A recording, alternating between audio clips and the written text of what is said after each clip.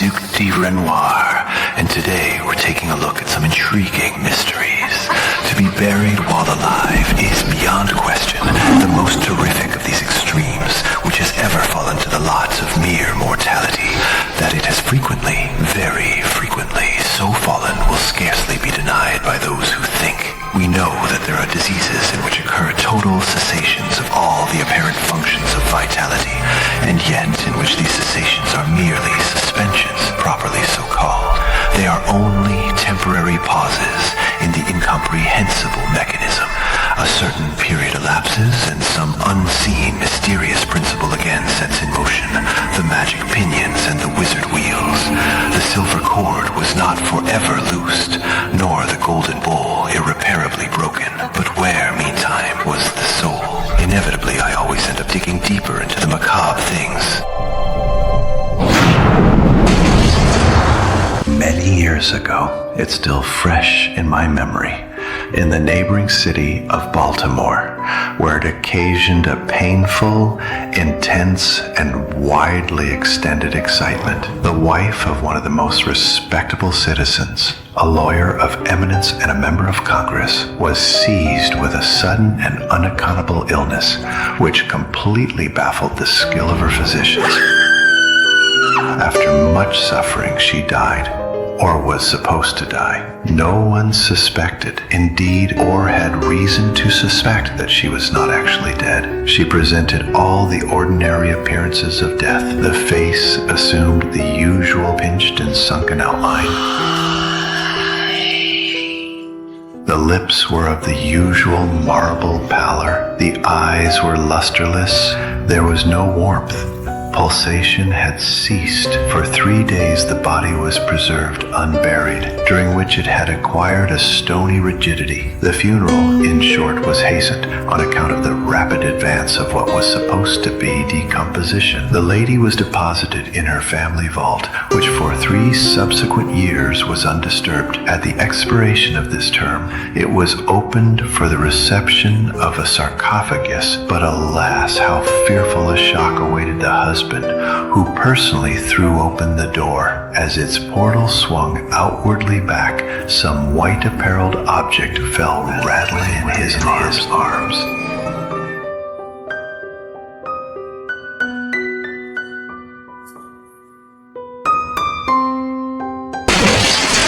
It was the skeleton of his wife in her yet unmolded shroud. A careful investigation rendered it evident that she had revived within 2 days after her entombment, that her struggles within the coffin had caused it to fall from a ledge or shelf to the floor, where it was so broken as to permit her escape. A lamp which had been accidentally left full of oil within the tomb was found empty. It might have been exhausted, however, by evaporation.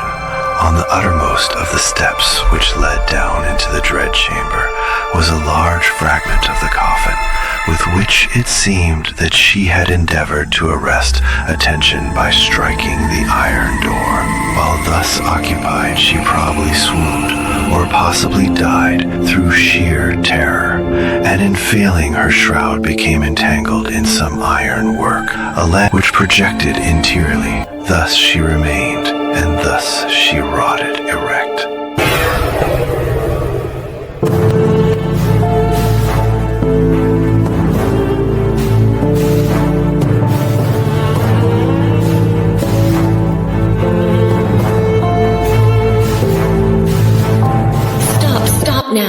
Duke, you never let me tell the stories. You need to rest.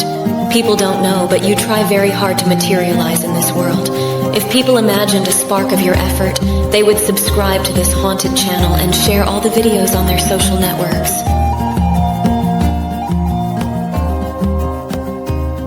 You are always so concerned about my well-being, dear Aphrodite. I really need to rest and take a break to recharge my battery. The problem is the enormous possibility of people becoming addicted to your sweet way of telling stories.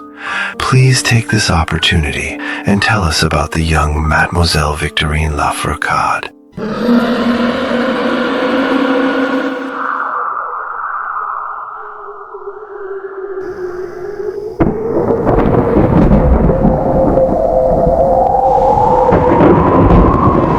Mademoiselle Victorine Lafourcade, the heroine of the story, was a young girl of illustrious family, of wealth, and of great personal beauty.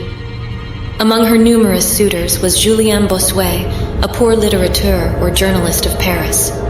His talents and general amiability had recommended him to the notice of the heiress, by whom he seems to have been truly beloved, but her pride of birth decided her, finally, to reject him and to wed a Monsieur Renel, a banker and a diplomatist of some eminence. After marriage, however, this gentleman neglected, and perhaps even more positively ill-treated her. Having passed with him some wretched years, she died. At least her condition so closely resembled death as to deceive everyone who saw her. She was buried, not in a vault, but in an ordinary grave in the village of her nativity.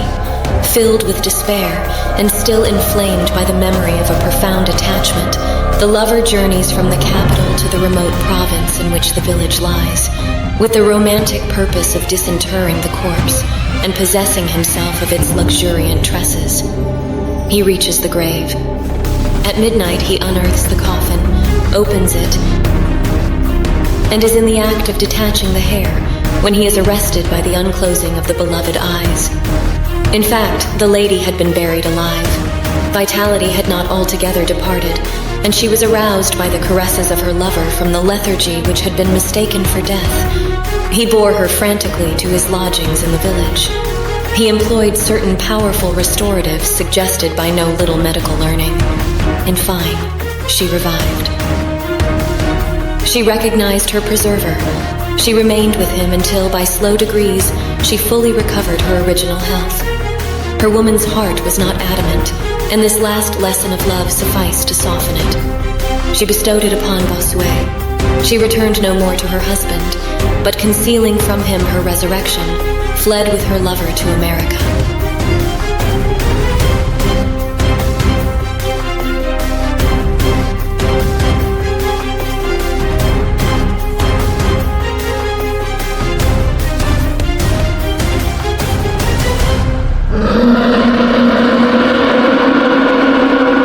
20 years afterward, the two returned to France, in the persuasion that time had so greatly altered the lady's appearance that her friends would be unable to recognize her. They were mistaken, however, for at the first meeting, Monsieur Renel did actually recognize and make claim to his wife. This claim she resisted, and a judicial tribunal sustained her in her resistance, deciding that the peculiar circumstances, with the long lapse of years, had extinguished, not only equitably, but legally, the authority of the husband.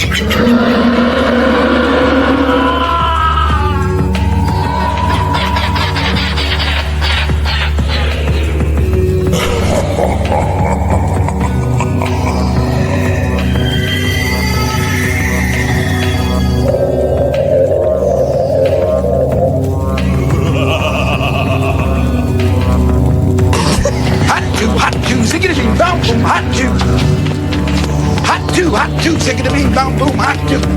Hot too, hot too. Too hot too, sing to me, boom, boom, hot too. Hot too, sing to me, boom, boom, hot too. Hot too, hot too, hot too. Hot too. Hot too.